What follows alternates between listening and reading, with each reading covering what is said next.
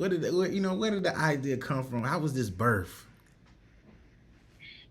It's crazy because Kicks and Fros, it was just like, it just popped in my head. Like, literally, the name just was like, Kicks and Fros, Kicks and Fros, Kicks and Fros, Kicks and Fros. Like, That's and I was like, I don't have time to do nothing else. Like, why does this idea, like, why? What can I do with it? Why does it keep coming into my head? yeah. So I just wrote it down. I was like, no, I don't have time to do anything with it. I don't even know what it would be. Mm, And then it kept coming to me, kept coming. yeah. And I was like, you know what? I'm going to just start an Instagram page and, share inspo, because women, like, again, I feel like the cycle kind of starting over. They would hit me up like, I love how you style sneakers. I'm looking to get my first pair. I want to be more comfortable, but I Ooh. also want to be stylish. Like, what are some good starter sneakers to get? How do I style them? You always make them look cute. So I was like, oh, I can share like inspo. It could be an inspo page, and I Yeah. can share like inspiration for women and sneakers. That was it. Wasn't thinking like, oh, it would be anything else other than that, but Mhm. it started getting a little buzz and growing a little fast, and I was Yeah. like, okay, wait a minute, what am I doing with this? Like, what is this?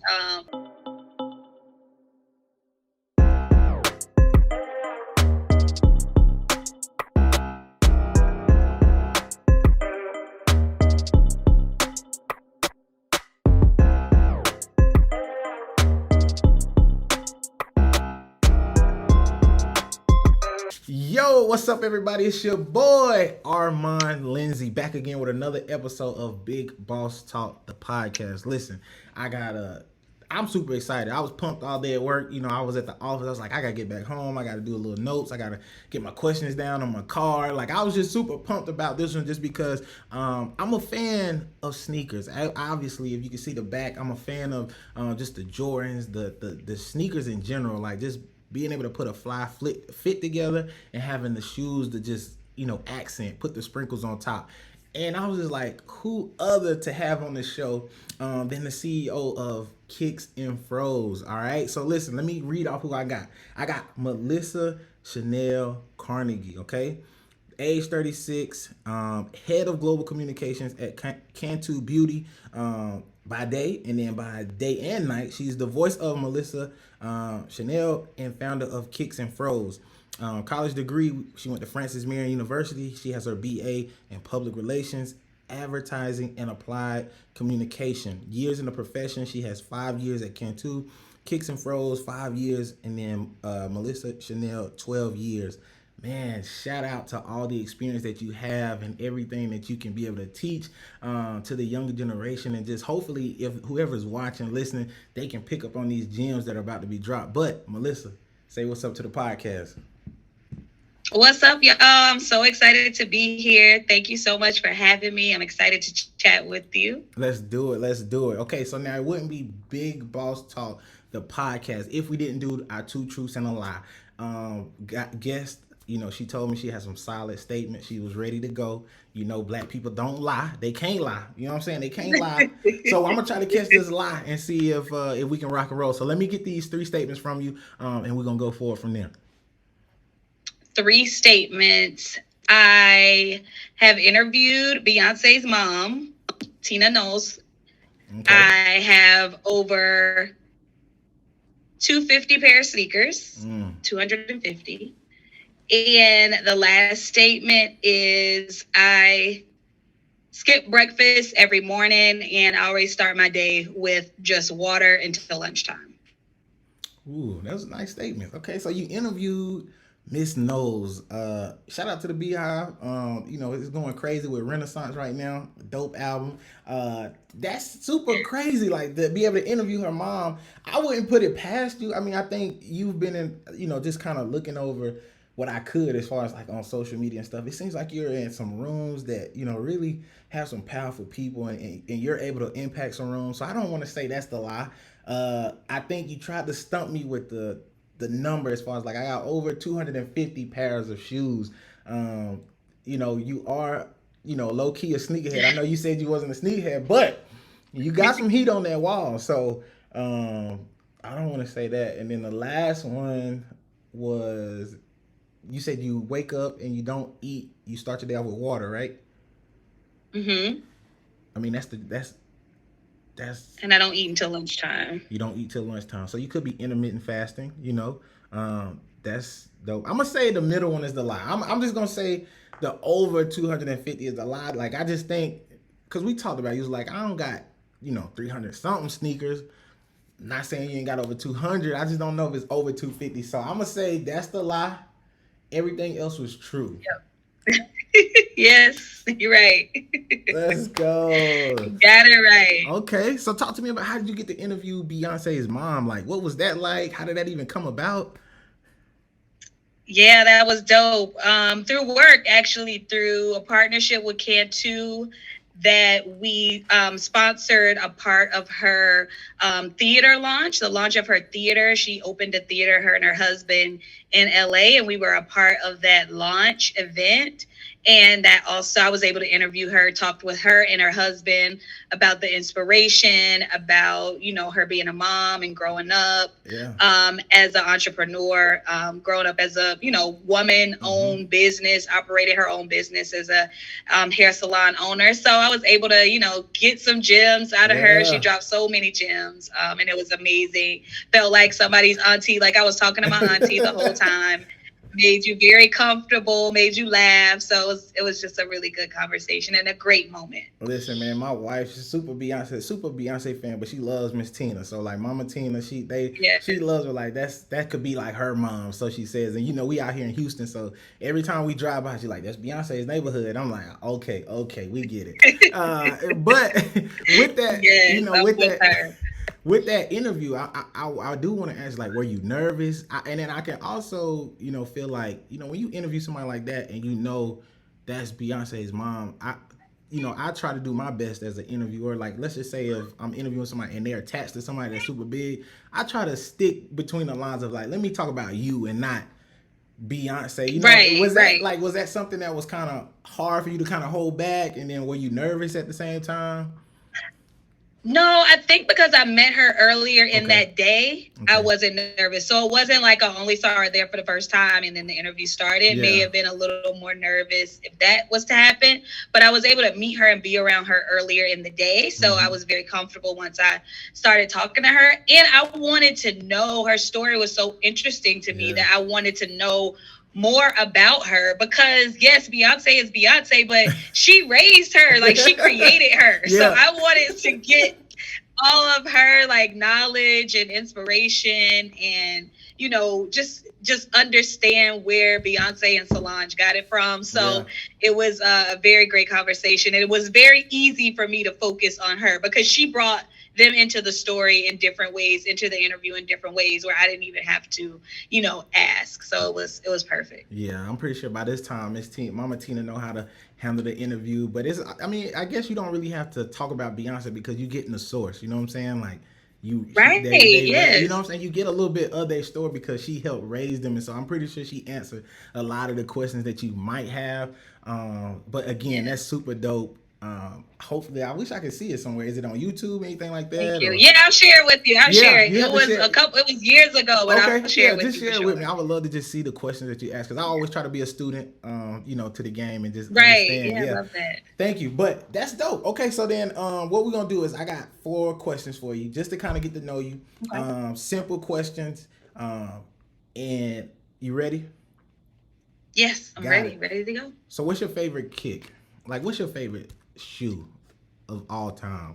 My favorite sneaker is the Air Force One. Ooh. So that's like the first, when I became old enough to like know and understand, that was like the first pair I had. I tried to keep clean, with the toothbrush and some soap. My dad teaching me and my brother how to clean their sneakers.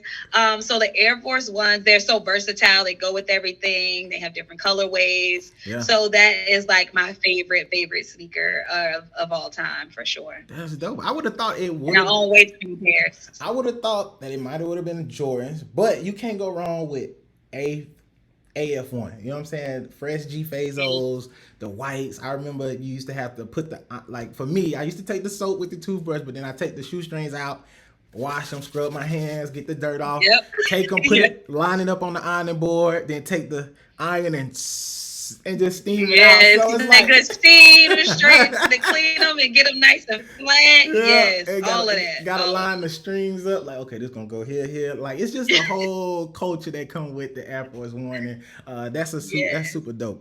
Okay, number 2, favorite travel spot. I know you travel a lot, but what's like your favorite travel spot? Ooh, that's a good one. I love Charleston, South Carolina. Shout out to South That's like Carolina. one of my favorites. It's easy to get to from, I live in Charlotte, North Okay. Carolina. So it's only 3 hours away. I have the beach. I love the downtown area. The food is good. Mm-hmm. So I'm always plugging Charleston and telling people to go visit. But that was hard. If that's like somewhere close to me where I could get to if I want to get away, Yeah. or just want a weekend, I would definitely suggest Charleston. But I've been a lot of places, and that's a good question. Okay. It's very hard to pick one, but that probably would be it. Dope. I'm from South Carolina, Rock Hill, South Carolina. So I'm familiar with Oh yes. yeah. So familiar with Charlotte, Charleston. I love Charleston. You know, that's kind of like what people just go. Like you see a lot of older people go, and they retire there. And it's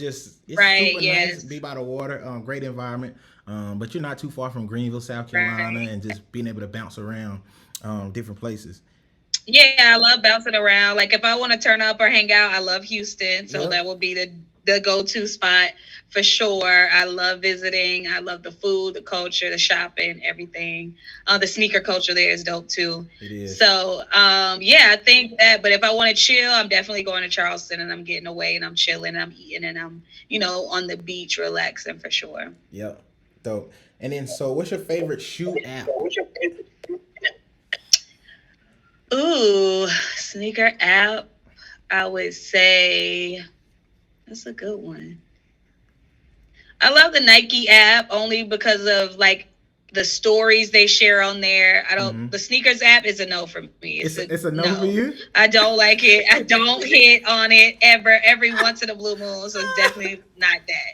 I do love the stories they share and the lives that Yeah. they do. So I'm there like for another reason usually, but I would say GOAT. I really like the GOAT app if I'm like looking for sneakers that have sold out and I want to try to get them or bid on them. I usually go to GOAT to like look for those type of kicks because lately, the hype around sneakers now, they sell out for no reason. People don't even want them or the resellers out there. So I like that app as well. To Trade Block is also another good app. I know Block, they're never based heard of it. out in Texas, Okay. and you can trade kicks and stuff on there. So that's another one. It's hard to just pick one, Yeah. but I would definitely say I spend a lot of time on Nike browsing, seeing what's out there, clothes, shoes, sneakers, all that stuff. Got you. I was gonna say everybody has the same story with sneakers. Yes. Just doesn't work. It just doesn't work. It does not work out for us. I'm a huge GOAT fan, so I'm always rock with GOAT because I can always get something. If I want it, I know I can get it. I just gotta be willing to pay the ticket for Yes. it. So as long as you're willing to pay the ticket, Right. GOAT is where it can be. And so that's pretty cool.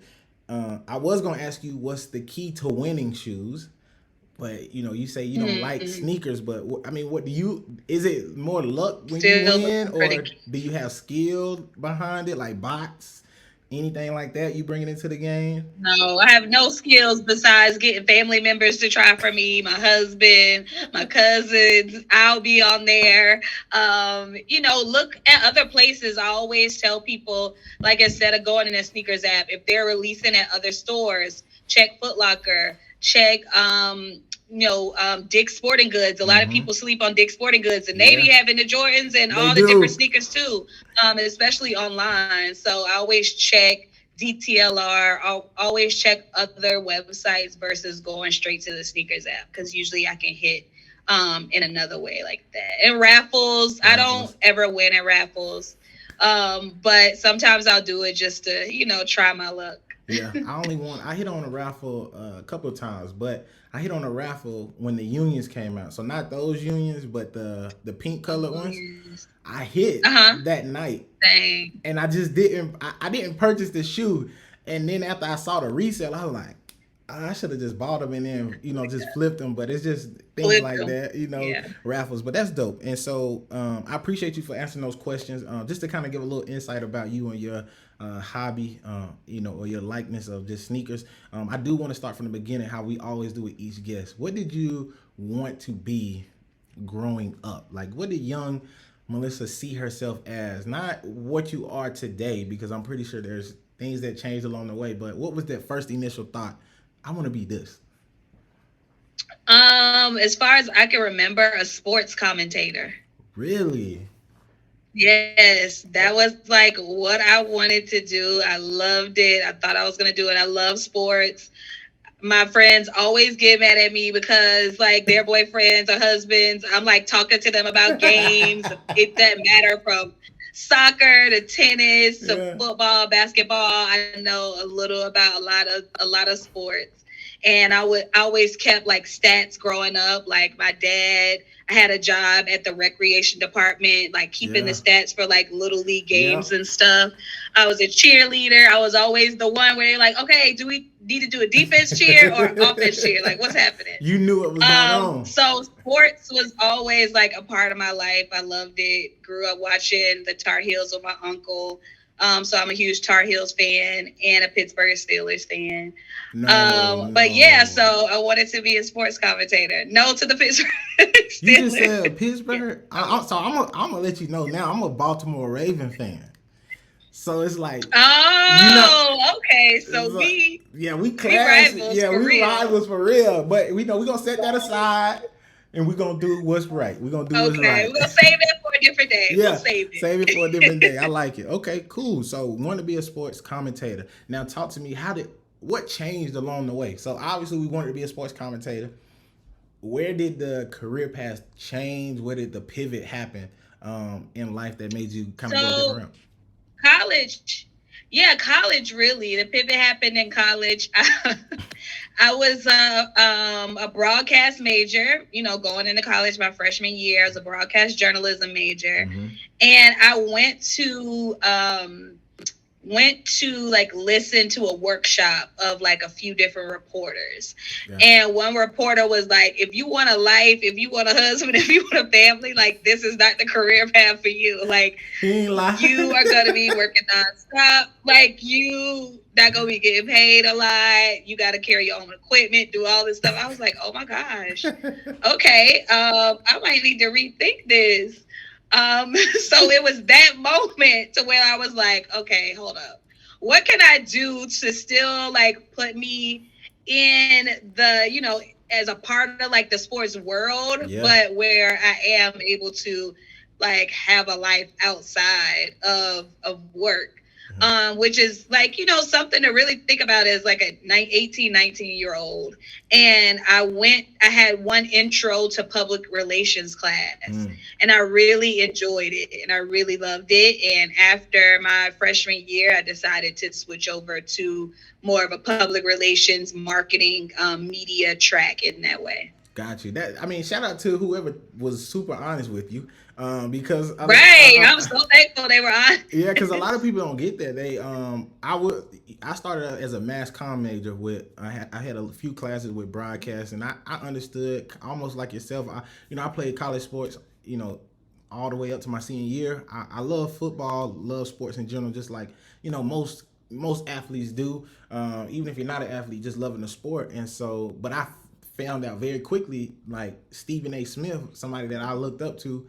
Like he started super at the bottom, so like when Stephen A. talks, started from the bottom, when he talks his talk, like he's, he has the scars to prove it. Like I was at the bottom, probably, sharing rent. Probably sometimes they have enough money to get to where I needed to go, and now is one of the highest paid people that's doing it. So it's like you really got to have the passion for it. And I knew deep down I didn't have the passion to slum it out until I got my way to the I shouldn't say slum it out, but just grind it out. Right. Definitely understand what you mean.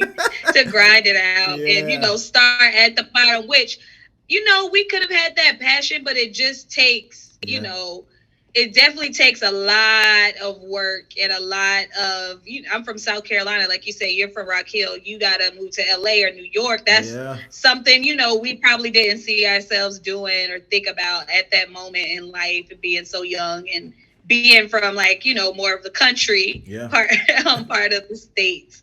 So, I was like, nah, let me see what else is out there. And I actually waited, but I really enjoyed that PR class, and that got me to switch things around a bit. Super dope. What would be, because again, I have a lot of youth sometimes watching this, a lot of just people in general sometimes watch it, but what would be your biggest takeaway from your college experience? Like, what advice, because we got kids that's in school now, freshmen, we got some people that's switching majors along the way, like just trying to figure themselves out. What's some of your advice that you would give to college students that maybe something that you learned?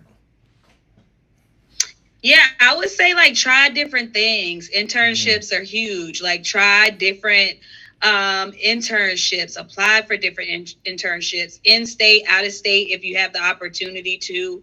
I would say join clubs and different organizations at your college or university, because that'll bring in different experiences, and you'll be able to meet different types of people from all walks of life. So I'm really happy that, I was able to have internships. I was able to join clubs and organizations. I'm a member of Delta Sigma Theta Sorority Incorporated. Ooh. So I was, happy to join my sorority while in college and get that sorority experience and that network of amazing boss ass women. So definitely I would say use your resources at school, whether that's, your internships, meeting new people, joining clubs. If sorority life or fraternity life is for you, looking into that to see if it's something you're interested in, and trying different things. Don't think that you have to know exactly who you want to be and where you're going to be at 18. That's not realistic. So definitely use that time to try different things, see what sticks, see what you like more than others, and use those, summers or downtimes for sure for internships. Yeah, I love it. I mean, that's a great piece of advice. I will say Delta women are some dope women. I married a Delta. The reason why I kind of, the reason why I kind of linked up with you is because of Jessie. Or Jessica from Jesse put me on Instagram. Her and my wife are sorority sisters, so I was able to just kind of bridge the connection that way. But shout out to y'all, dope. Y'all are just super dope. All women in general, but a Delta woman, y'all are super dope. So shout out to y'all. And then we appreciate it. Yeah, and then you talked about just experiencing life and just doing so many different things. I do feel like I talk to so many different people, and they always say hey, it's okay to not have your life figured out at 17, 18. Yeah. And it's kind of unfair that we have to go in life, or I know for us to figure out what do you want to be by 17, 18, because now you're getting ready to go into college, and now you got to set these 4 years aside. And what if you don't like it? What if you just don't like it, you hate it, you dread it? Now you're trying to reverse back time, spending more money to get these things done. So I really love what you said about just take your time and do what you think, just do so many different things. So that's dope. Now, once you graduated, did you have is this the role? I don't think this is the role you had as soon as you graduated, but where did you start? After you graduated, what was it like getting that first job? Did it take you some time? Did you already have something lined up before you graduated? No, I didn't have anything lined up. My mom lived in Charlotte, and I just knew I was going to move to Charlotte. Okay. I wasn't going back to Camden, South Carolina, where I'm from. I was going straight to Charlotte, and I was going to figure it out there. I was going to get this PR job at a PR firm, and that's what I thought in my head was going to happen. And then I graduated college in 2008. Okay. So it was a recession. Nobody was getting jobs. It was crazy. I worked at Sprint. That was my first job, Sprint call center out of college. And I worked there. And I remember gas was so high. It was a lot going on at the time. So I'm definitely thankful I had my mom to be able to live with her, move in with her until, I kind of got things figured out. But no, I had to like do different things as well. I worked at Sprint. I was a bank teller at Wells Fargo. I was a store manager at Justice, a little girl's clothing store. And then I worked for NBC here in Charlotte as an archives manager, like archiving tape and cutting video and making sure other TV stations got different cuts they needed for their productions. So it took me a while. That's why I'm like, try so many different things. I tried so many different avenues. I worked as a researcher at LexisNexis. Okay. And that was, I think I was about 25, 26 when I was there. And my best friend, Trell, we grew up together in South Carolina, and he called me. He's like, I'm moving to New York. You should move to New York with me. Let's move. And I was like, all right, like trying to get him off the phone. I was like, okay, we're moving to New York. And he was like, all right, I'm going to move in March. And I said, okay, well, I'll move in April if you move in March.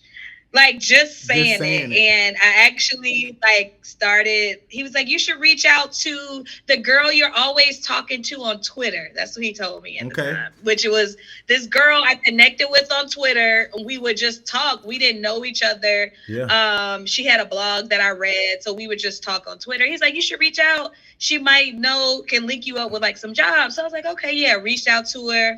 She was like, actually, my job is looking for another social media specialist. And by that time I had started my blog already because women were coming to me for a lot of advice on my hair. That's when the natural hair boom had started. So after college, I didn't have my hairstylist. I went natural, and they asked me about that experience a lot. And a friend told me, you should start a blog. So during that time of me trying different jobs, I started this blog. And so when she asked me about the social media position, I was like, okay, yeah. She was like, well, it's through an agency. I can't tell you what position it is, what job it's for, but you can go through the agency and just see if you get it. Went through the agency. That agency, the lady at the agency was not only just somebody working there. She coached me through, had me updating my resume in different ways, telling me what to put on it, sell myself, something I never, no one told me before. So I was able to put my blog work on there. I was able to put freelance work I'd done for a friend at the time, who had a hair care business. So those positions, that work that I created for myself helped me land this job in New York. So I ended up getting the job as a social media specialist for Girl Scouts of the USA, their headquarters in New York, off Fifth Avenue. Moved in April. Let's go. Moved in April. Didn't plan on it? Yes, like I said I would. So I worked from home for 3 months and actually moved up there. It was in April. And I was there for 2.5 years. I always tell everybody, I became a woman in New York, just that hustle and bustle, that grind. I networked so much. I met so many people.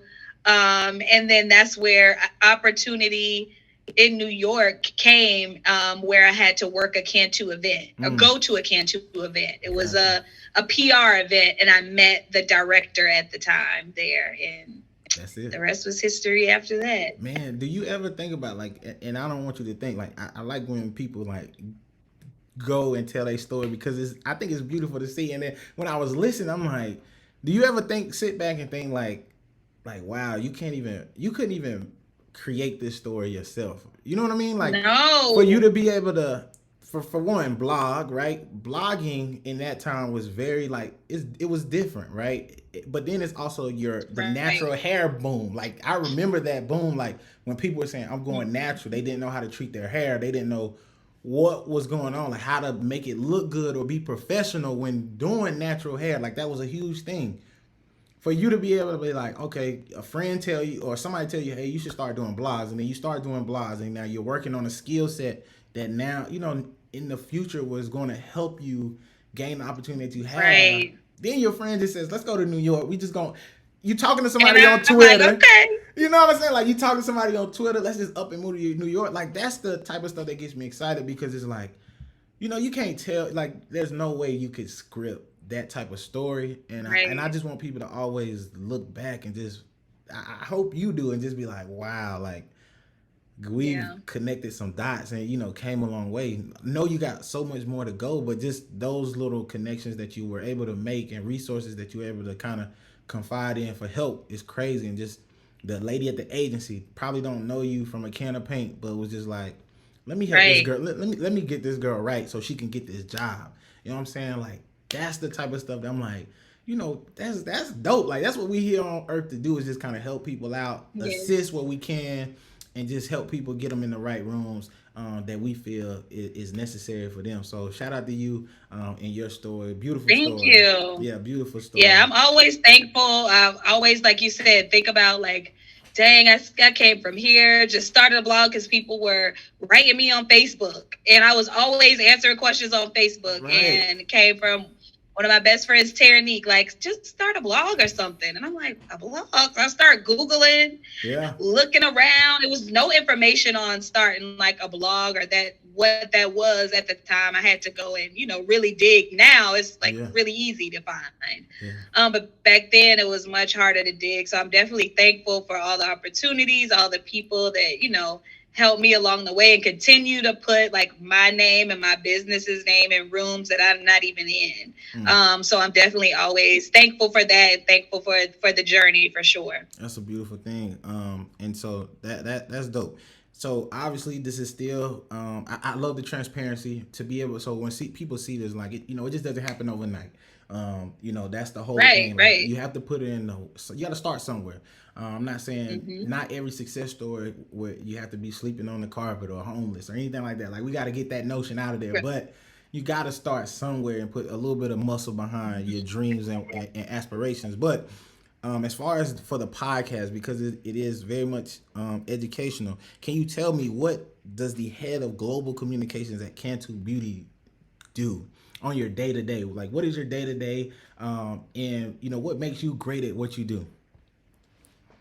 Yeah, so my day to day is different on some days, but tons of emails, tons of working with agency partners like our PR agency, our creative agency, our social media agency, working with our partners to make sure we're on top of photo shoots, the look and feel of product launches, models, influencer campaigns. Mm. So I kind of manage all of that and bringing that to life. In-person events.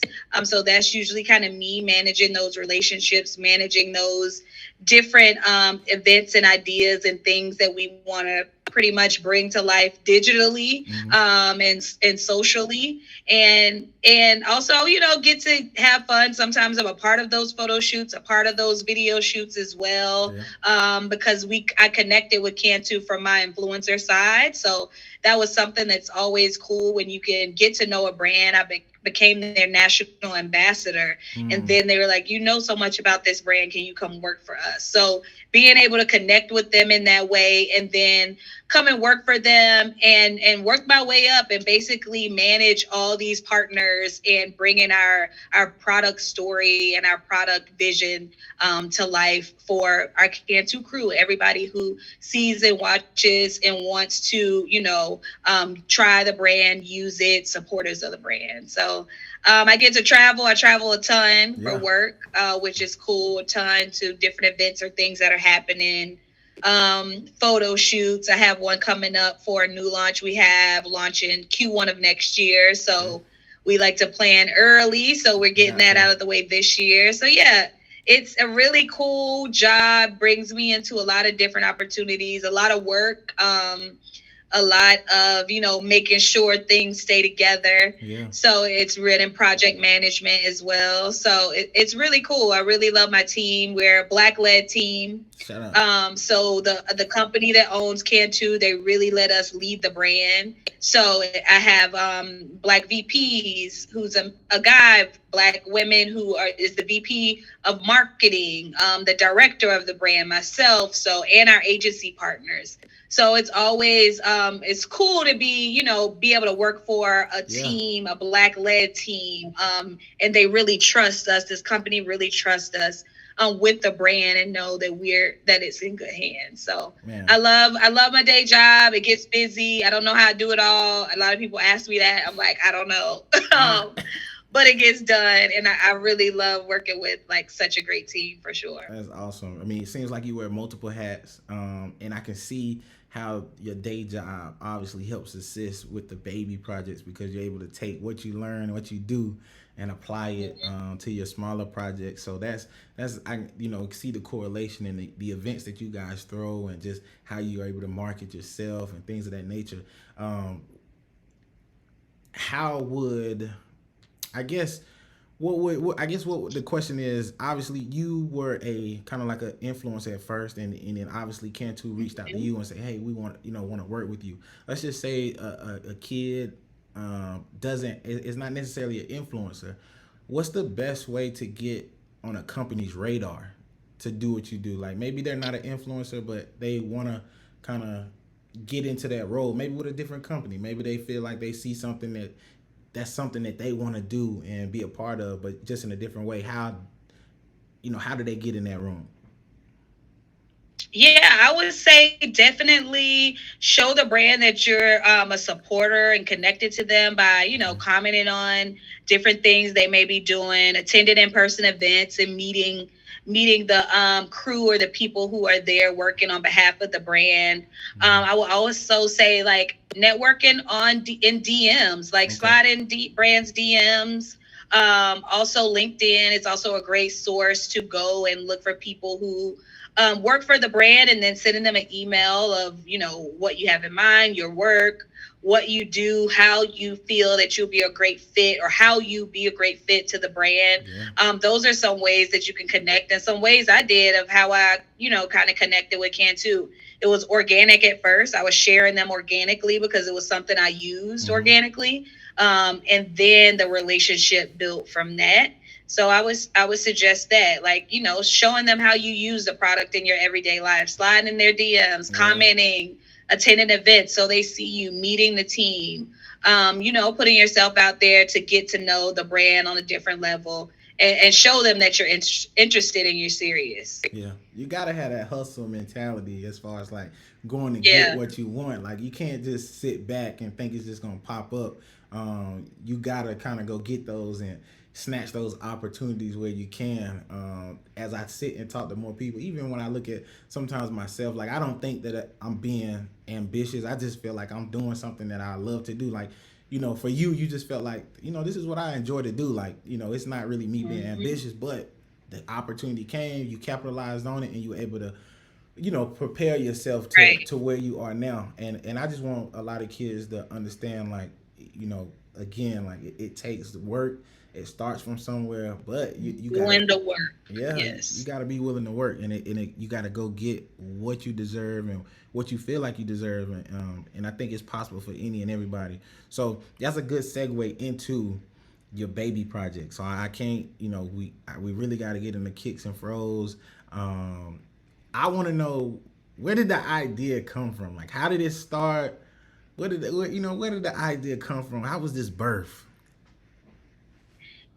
It's crazy because Kicks and Fros, it was just like, it just popped in my head. Like literally the name just was like Kicks and Fros. Like, and I was like, I don't have time to do nothing else. Like, why does this idea, like, what can I do with it? Why does it keep coming into my head? Yeah. So I just wrote it down. I was like, no, I don't have time to do anything with it. I don't even know what it would be. And then it kept coming to me, and I was like, you know what? I'm gonna just start an Instagram page and share inspo, because women, like, again, I feel like the cycle kind of starting over. They would hit me up like, I love how you style sneakers. I'm looking to get my first pair. I want to be more comfortable, but I also want to be stylish. Like, what are some good starter sneakers to get? How do I style them? You always make them look cute. So I was like, oh, I can share like inspo. It could be an inspo page, and I can share like inspiration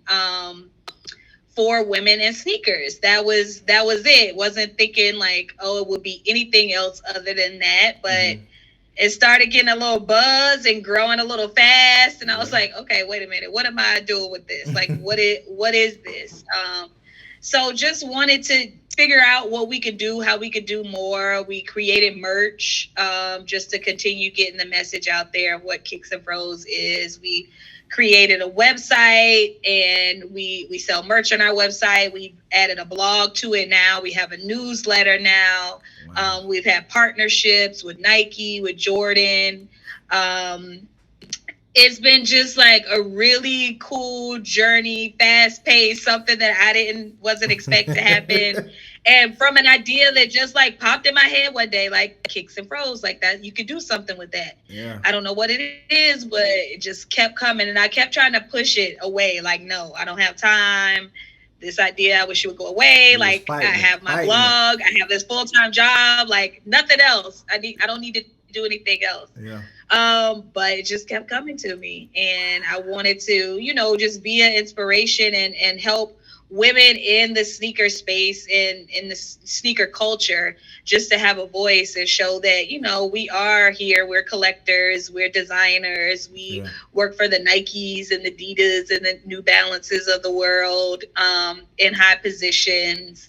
And we love sneakers. We love talking about them. We love styling them. We like rocking them. We like displaying them, attending events around them. It doesn't just have to be sports, other things as well.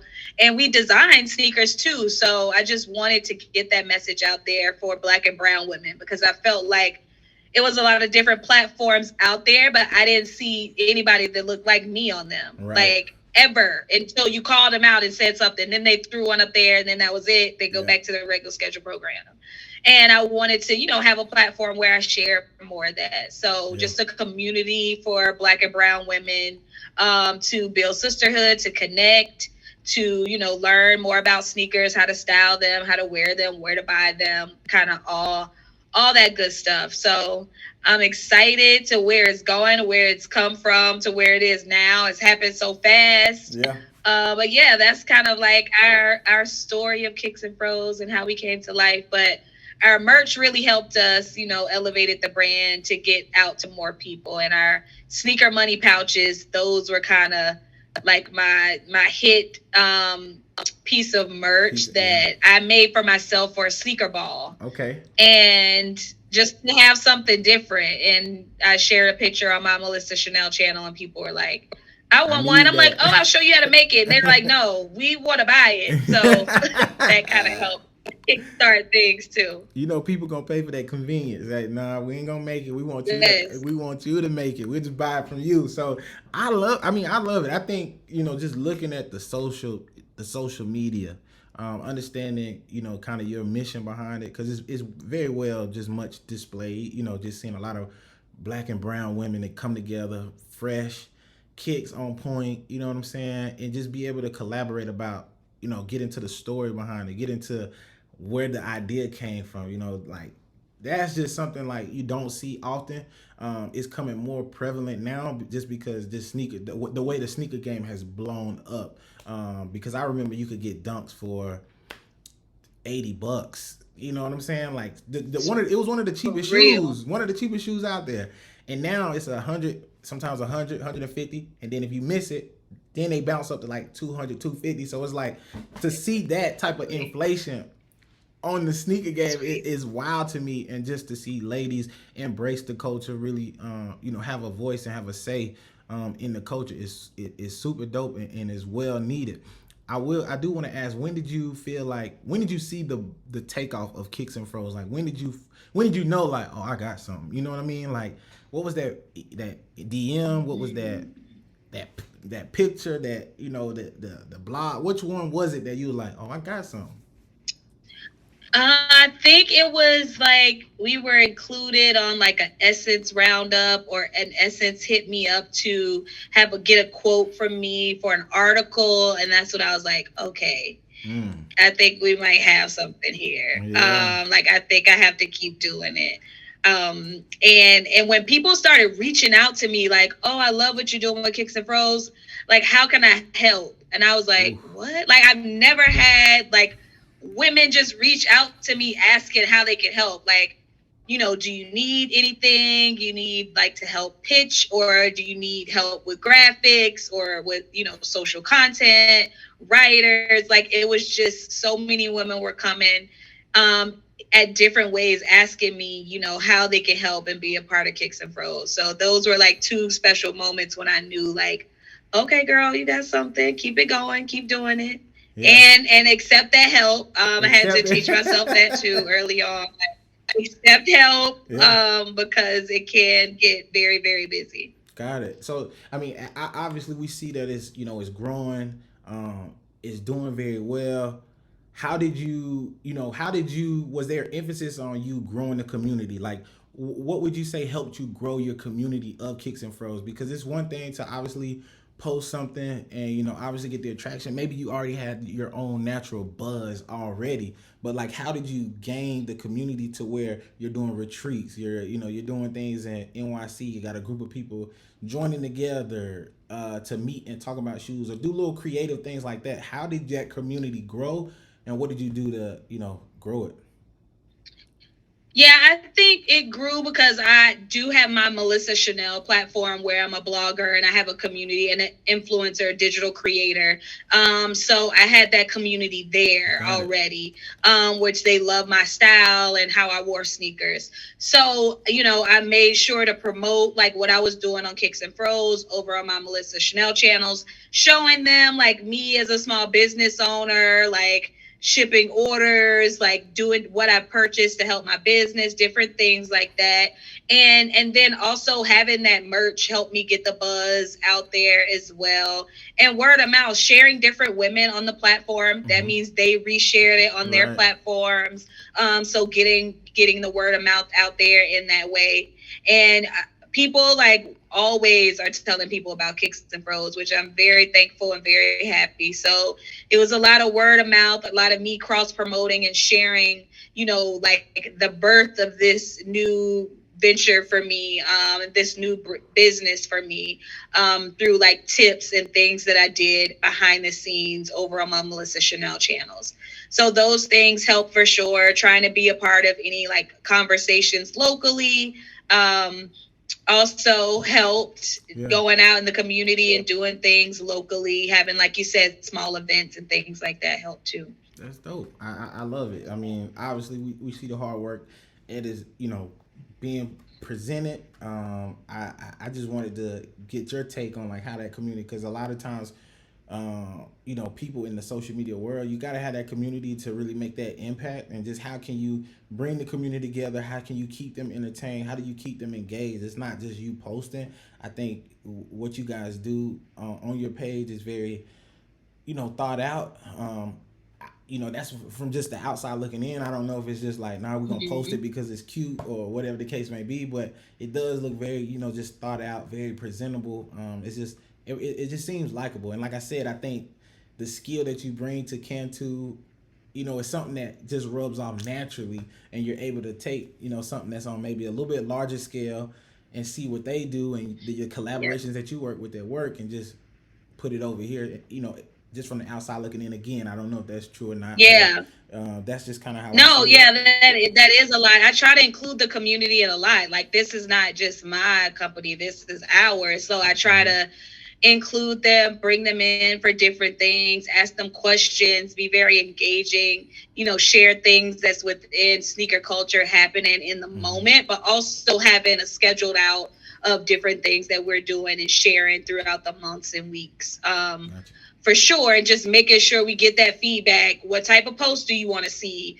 What type of merch do you want to see? Making sure we're asking who do you want to see interviewed, making sure we ask those questions and include our community in everything that we're doing to make them feel like, Kicks and Fros is just as much as theirs as it is mine, for sure. Yeah, I like it. So, well, listen, Melissa, we came, believe it or not, it's been close to an hour. It's 53 minutes. I've had a great time. I had a blast. I hope you had a blast.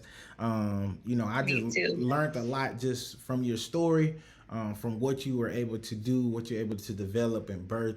Obviously, at Big Boss Talk, the podcast, we wish nothing but success for all the people that we have on the show. And if there's any way, I don't try not to, I always say, like, I don't want this to seem like transactional or anything like that. Like, I'm a promoter from here, from here on out. You know what I mean? So if you got something going on as far as like a post, anything there, like I want to share it. I want to get the word out. I want to be, part of the Kicks and Fro fam and just help support from afar all the way out here in Houston. So I really appreciate it, the opportunity. Yes, no, thank you, of course. And same both ways. Anything you have going on, let us know. Let me know. We got you, for sure. And I appreciate the support. Appreciate you having women on and just talking to women and getting different perspectives, as far as career and job and work paths. I also think this is great what you're doing for like younger generation and just letting them hear our stories and how they can do things, because like you said, it does take work and you have to do the work. I think a lot of times we see, and the younger generation sees a lot of that instant gratification on social media, just showing you, people just show you their highlight reel. They're not showing you like all the grunt work they're doing behind the scenes. They're just showing you that final product. So just knowing that you got to put in that work if you're trying to be the big boss. Yeah, for sure. It costs to be the boss. That's what they say. But I appreciate it. I just want to say thank you again. And you hit on, like I said, you hit on a lot of great things, and we're just gonna leave it at that. I just need 2 recommendations, or if you have any.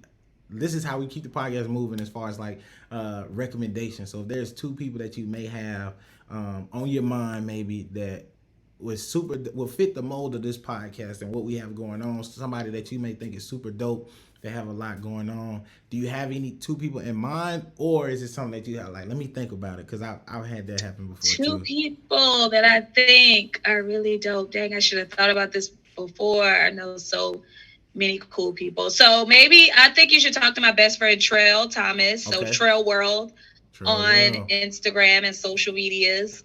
His story is amazing. I think you'll get so much out of it. Your audience will get a ton out of it and leave so inspired. Dope. So I think chatting with him will be really dope. And let's see, my girl Vic Styles. So I think her story is amazing. She was a stylist. She lives in New York now. She's a creator. She also owns her own cannabis company line. Okay. So she's really doing dope things in the cannabis space as a Black woman. And she has a podcast too with another creator called Content Queen. So I think she would be able to bring some dope things to you guys. And I'm not sure if you had Tasha on from Houston. She owns her grails down in Houston. So definitely look into Tasha as well. I send you all 3 of them. I know you said 2, but I said 3. It's fine. No, I had to send you somebody local too. The more the so yeah, I think you should. Yes. I'll send you all their info so you can connect with them. I'll connect you guys so you can connect with them and possibly have them on for sure. And I appreciate it so much.